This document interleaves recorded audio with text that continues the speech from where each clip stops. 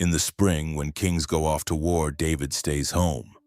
That line should land like a gavel, because before Bathsheba, before rooftops, before scandal, the story opens with a king who has drifted from duty, a vacuum of purpose, a man with authority and idle hours, and idle power is rarely idle for long. So here we are, Jerusalem, evening, a rooftop. David looks out and sees a woman bathing. And now for the trial, we enter Exhibit A. The verbs he saw, he sent, he took. Not he met. Not they fell in love. Not they had an affair. Saw, sent, took. That's not romance language, that's power language. Now the defense will argue what defenses always argue. We don't know everything. Maybe she wanted it. Maybe she tempted him. Maybe this is complicated. But the prosecution calls its first witness the messenger system. A king doesn't need to seduce you when he can summon you. David asks, "Who is she?" And the answer arrives like a warning label he peels off anyway. Bathsheba, wife of Uriah, daughter of Eliam. Translation, she's not available. She belongs to a household. She has a husband with a name. She has a father. She is not a faceless object on a rooftop. David hears all of that and sends anyway, so the court records it as knowledge plus action, intent. And Bathsheba? The text gives her almost no lines. That silence is not proof of guilt. It's evidence of the era. It's evidence of how stories are written when power holds the pen. She is moved by messengers, then comes the pregnancy.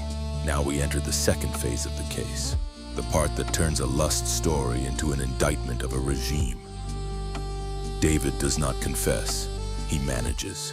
He summons Uriah from the battlefield, and Uriah walks into this courtroom like a living rebuke, not with speeches, with behavior.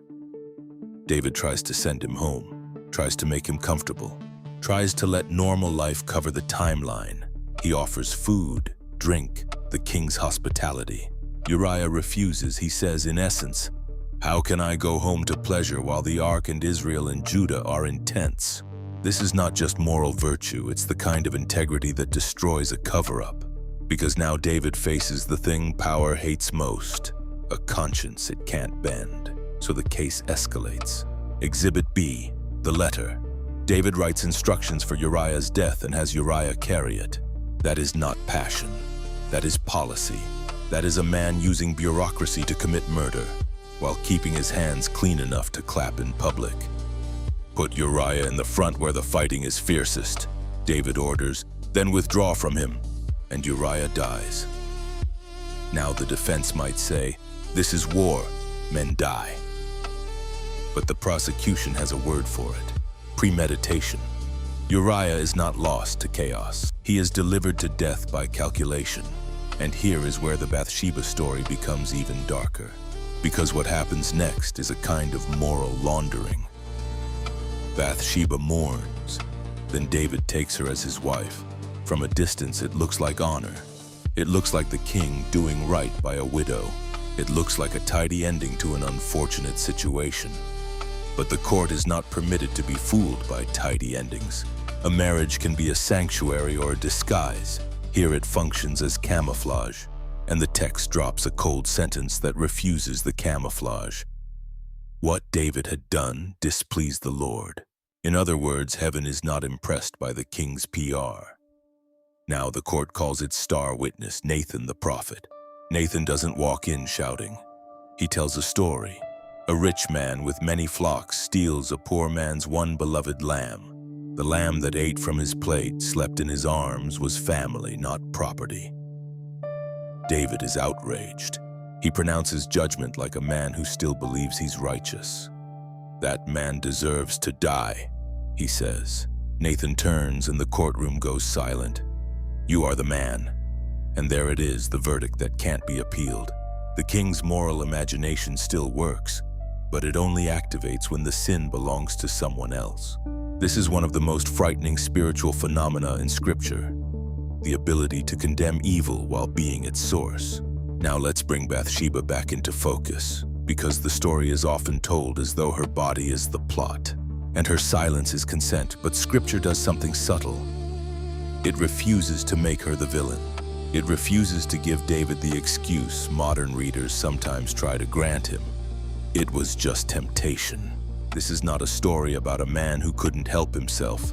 This is a story about a man who could do whatever he wanted, and did. Bathsheba is caught in the gears of that wanting, summoned, used, pregnant, widowed, married into the very house that killed her husband, then struck again by loss when the child dies. That detail is not there to punish her.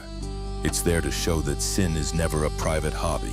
It spills, it infects, it breaks other people's bones, and the consequences do not stop at the nursery.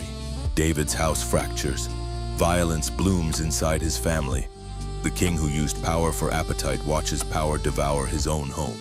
This is what the Bible is saying in harsh, unromantic terms. When power becomes entitled, it doesn't just commit one sin. It builds a climate where messengers move women, a climate where loyalty is punished, a climate where murder can be written like a memo, a climate where a man can do charity afterward and call it righteousness. But here's the part that makes the story more than despair. Bathsheba does not disappear. She mourns, yes. She suffers, yes. But she is not erased into the woman David sinned with. Later, she becomes a mother again. Solomon is born, and in the politics of the palace, she is no longer just someone who is acted upon. She speaks, she navigates, she protects, she helps secure a future in a court full of predators. The Bible lets her become more than a scandal, and that matters because it says something that many people desperately need to hear. Being exploited does not reduce you to the moment you were exploited. David's sin is real, the damage is real, the grief is real, but so is survival. So is the slow, stubborn refusal of God to let the abused be only a footnote in the abuser's story. Now, if you want the sharp question this narrative asks modern life, it's not, how could David do that? As though the danger is locked in ancient history. It's this: when someone has the power to send and take, what protects the vulnerable? Because the most chilling detail in the story isn't the rooftop. It's the ease. One look, one command, one message. One woman moved like a piece on the board, and then a man dies carrying his own death warrant. So yes, David is on trial in this story, not just for adultery, for using power as if it were permission, for turning people into tools, for treating consequences like problems to solve instead of sins to confess. And the verdict is not only guilty, the verdict is a warning, because kings are not the only ones with rooftops. Anytime you have leverage over someone, social leverage, financial leverage, emotional leverage, spiritual leverage, you're standing in David's position. And the question becomes personal. What do you do when you could get away with it? That's the courtroom revelation and Samuel both build in different ways, not to entertain you, but to expose the beast in ordinary human privilege. So let the story end the way Nathan made it end, not with a scandal, with a mirror.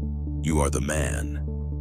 And if you can hear that line without immediately pointing at somebody else, you've already stepped out of the king's palace and back toward the only thing that can heal power: truth.